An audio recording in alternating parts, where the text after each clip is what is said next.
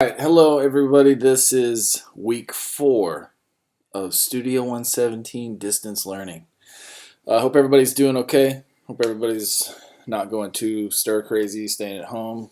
If you are staying at home, if not, be safe. We're doing logos, kind of like a little review on logos and a little assignment about logos. You guys obviously can't design a logo, but you can look for examples online, and that's pretty much what we're doing. We're going to find some examples of good and bad logos, turn them in for a grade. So we'll talk more about how to actually do that, but we're going to do a quick review. So in the video here, I want to show you this. This is a real quick overview of the approach that we used to create effective logos in class. That was to make sure that they were two-part logos that had the icon graphic and then the logo type on the bottom, and making sure that they were separate so that you could create vertical and horizontal versions that can be used complete or they can be used separate. You can see here this is a logo and business card and some branding that I did for a entertainment company not too long ago, and you can see that this is a preliminary proof, so to speak. It's got different color options and things like that. So the actual card did not look like this exactly. I've included a PDF of this with the assignment if you want to take a look at it. It shows this screen and then it shows the actual finished logos. But we are able to use this icon all by itself. It's kind of a nice treatment. This horizontal version right here could be used like on the side of a pencil or on some sort of horizontal orientated promotional giveaway item. So remember that these two-part logos that can be made vertical and horizontal are the most versatile across all forms of media, which makes them the most effective. So the types of logos you need to find on your assignment will be these types of logos. Here was just a reminder about these proportions between the icon and the logo type sizing between vertical and horizontal versions. So here is this, which we've already gone over in class. I'm going to thumb through here and just look at a couple things. We just talked about the two parts. You got the icon, you've got the logo type. They can be used, this is the same stuff I just said, but can be used together or separately across all forms of media. Here are some examples. All right. One thing I want you guys to make sure that you pay attention to, and I've typed it into the assignment materials in several places, is that for your assignment, you cannot use any logos that I've covered in this presentation, which basically means you have to go find examples of logos that are effective two-part logos, and if you can show vertical and horizontal, that's great, but it's not necessary. But I need you to find examples of good logos and examples of bad logos that are not, and I repeat, they are not in this presentation or in this demo video or in any of my materials. You have to find unique ones that you find on your own. Okay? So don't try to use Adidas. Don't try to use Nike. You're not going to get credit for those. You need to find ones that are not covered here. Here were just some examples of two-part logos that were used vertically and horizontally. So these are really good examples. Here's the proportion thing as well. Qualities that make a good logo great. It's got to work well in one color, black, or reversed in white. It's got to be recognizable, identifiable, and legible from a distance or at a small size. Must be able to retain quality with being photocopied multiple times, and it has to be able to be divided into 2 or more sections that can be reproduced in multiple colors. Alright, so these are the types of justifications that you need to use on your assignment whenever you have to write about why the logos are good or why the logos are bad. This right here, this information on this slide, is exactly what you need to talk about. Alright, if you write answers that are vague and kind of empty, like, I like this one because it's cool.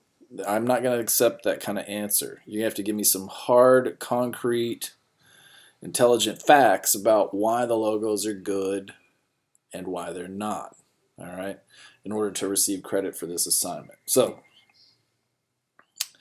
icons, these all are recognizable icons of old and current. Here's examples of what bad logos look like, all right, so don't use any of these. Try to find some other bad logos out there on the internet. You guys have tons of internet out there to explore and tons of time to do it. So find some bad ones. Remember, these are bad because they're overloaded with effects. They've got a bunch of just junk that makes it look cluttered and illegible, and they're pretty much useless in one color or at a small size or in any way able to be utilized like that. All right, so those are bad logos. We don't really need to go over trends. We talked about that stuff before. Disregard this stuff here. There's people that have been looking at these presentations that we put in here for review, and they keep thinking they have to do the exact same assignment that we did in class. That is not the case, all right?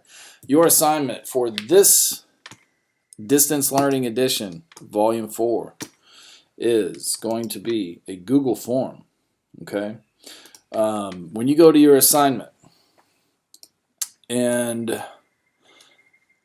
you read these materials, all right, there's a link to a Google form. That link is also going to be down here at the bottom, right? It's right here. And here is a copy of the keynote presentation that we did last semester that I just went over. That's what this is, giving it to you as a resource. And here is the Entertain Me logo PDF. Shows a preliminary page and then the final page. It is there for you to look at if you so desire to, all right, just as a reference.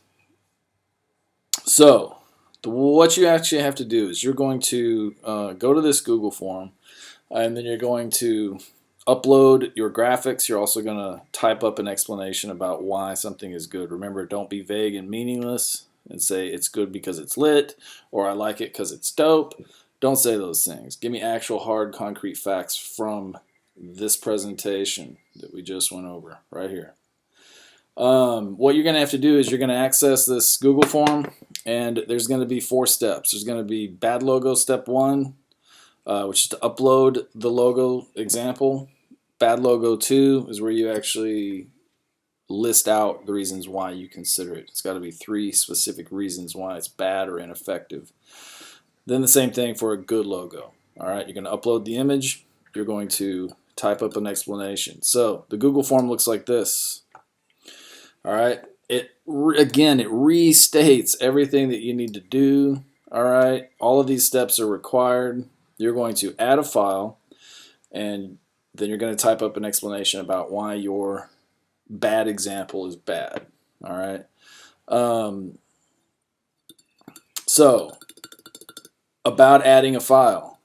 Do not go to the internet and find an example of a bad file, a bad logo, and that logo file is like 40 megabytes in size, and you download it to your phone or your computer, and then you try to add it here.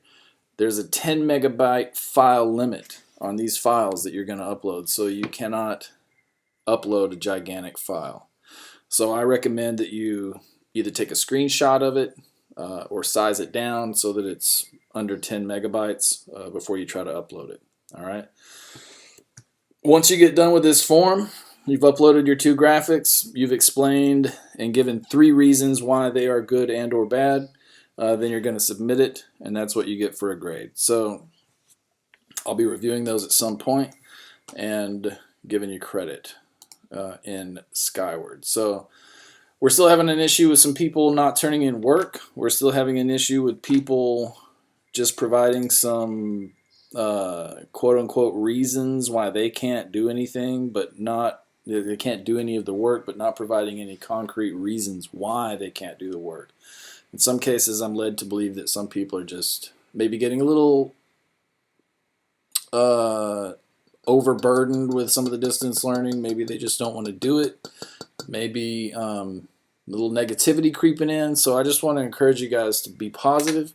We're all kind of in this together, so we got to remember that we are blessed to be able to continue education like this, so that you guys can have better opportunities once things get back to normal and we go back to life. So if you have any questions or concerns, please give me a call or hit me up on Remind, send me a message, send me an email, whatever it is you need to do. Make sure that you're not sitting back suffering in silence. Be proactive, be autonomous, take care of your business, and please ask if you have questions. That's it for now. Have a good week. Stay safe, and looking forward to seeing what kind of logos you guys come up with. Take care. See ya.